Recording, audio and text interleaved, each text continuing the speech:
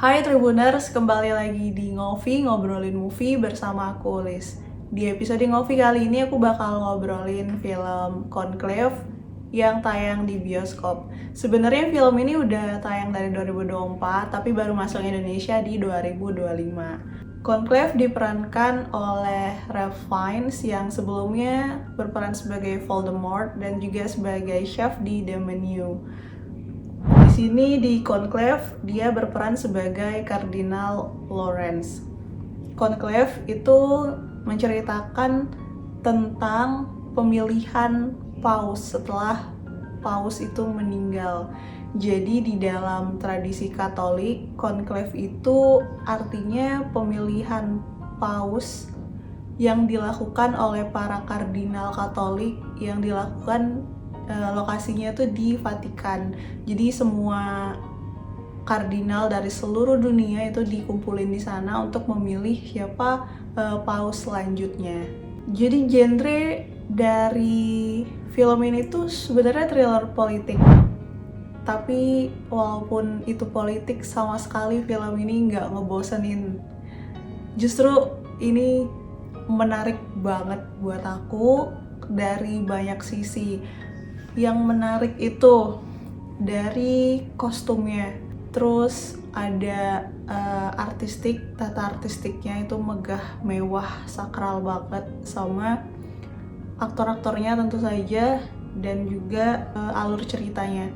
Jadi paduan dari semuanya, dari kostum, dari musik, dari tata artistik, dari aktornya itu kayak menimbulkan sesuatu hal yang sifatnya sakral, megah, dan misterius. Itu sih kesannya dari aku. Dan memang pantas untuk dapat Best Nominasi Oscar karena beberapa shoot-shootnya itu tampak mengesankan.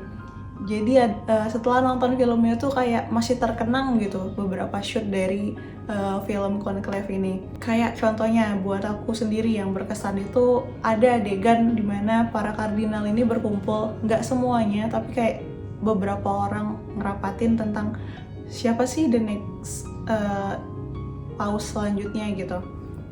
Mereka tuh rapatnya di sebuah aula, tapi bukan di panggung, jadi justru di kursi penontonnya. Mereka duduknya ngacak banget, jadi kursi penontonnya ini warnanya biru, mereka pakai kostum warnanya merah, dan si lightingnya ini cuman ada di area mereka duduk gitu. Menurutku itu shootnya kayak, oh ini keren banget, dan ada 2 shoot kayak gitu, dan itu keren banget menurutku.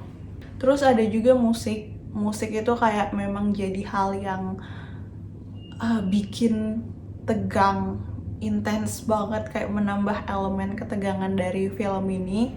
Ada banyak silent moment yang menunjukin adegannya, aktornya lagi diem kah atau lagi ngelakuin sesuatu, tapi musiknya itu yang bikin tegang. Kita nontonnya tuh kayak ikutan, kayak nonton film horor tapi ini tuh politik gitu. Ada bahkan musiknya ini bukan cuman kayak sekedar suara musiknya, bahkan suara kardinal nafas itu juga itu kedengeran, dan itu jadi kayak semacam salah satu penambah ketegangan dari film Conclave ini. Jadi Conclave itu adegannya, Conclave itu pelaksanaannya tuh semua kardinal dikumpulin di satu ruangan tertutup, dan itu dikuncinya dari luar. Mereka itu posisi duduknya kayak ruang sidang.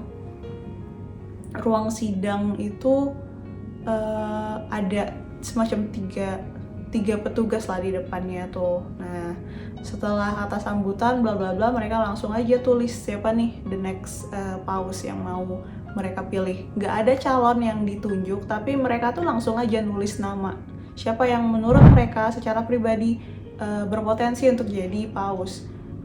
Nah, dari sekian banyak orang itu ada 4 kandidat yang lumayan kuat namanya. Jadi kayak namanya tuh ada sekitar puluhan atau belasan yang lumayan mending dibandingkan kardinal-kardinal lainnya. Itu ada Kardinal Lawrence, Kardinal Bellini, Kardinal Tedesco, Kardinal Adeyemi, dan Kardinal Tremblay.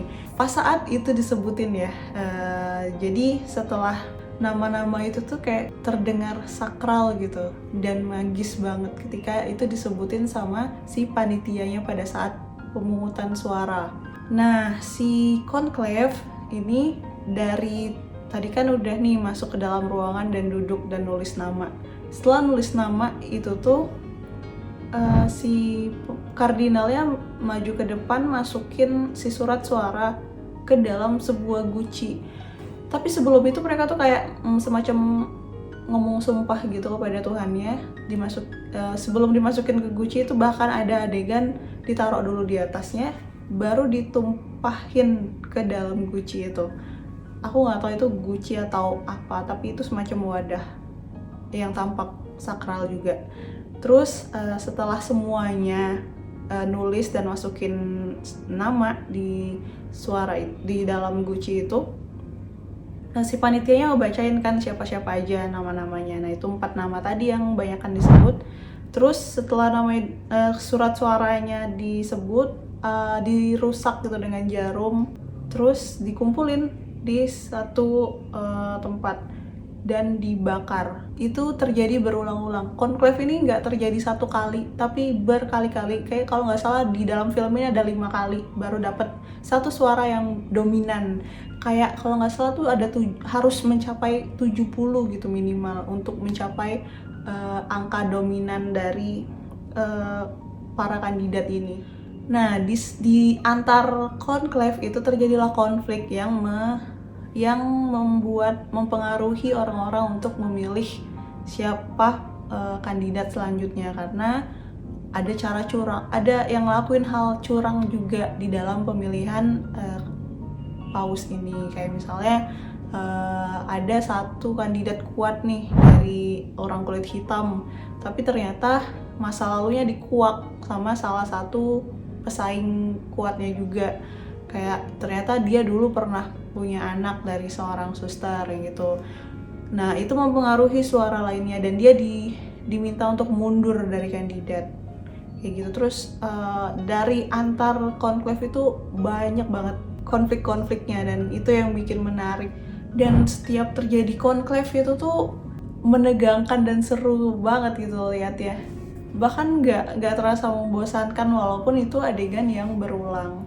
Ending, beberapa orang tuh menganggap endingnya terlalu dipaksakan atau kayak biar ada plot twist, tapi menurutku endingnya juga keren banget sih, bahwa setiap manusia itu memang ada dosanya ya, karena emang mereka manusia dan memang hakikatnya berdosa. Walaupun mereka udah jadi kardinal atau jadi paus, tetap aja mereka tuh tetap ada dosanya. Kalau kalian suka film politik dan juga film yang menegangkan tapi takut kalau ini membosankan, percayalah ini tidak membosankan walaupun kebanyakan adegannya adalah ngobrol dan kakek-kakek ngobrol. Ini nggak ngebosanin sama sekali.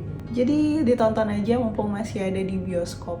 Oke, segitu aja review film Conclave dari aku. Semoga jadi gambaran buat kalian yang mau nonton atau mau di skip aja.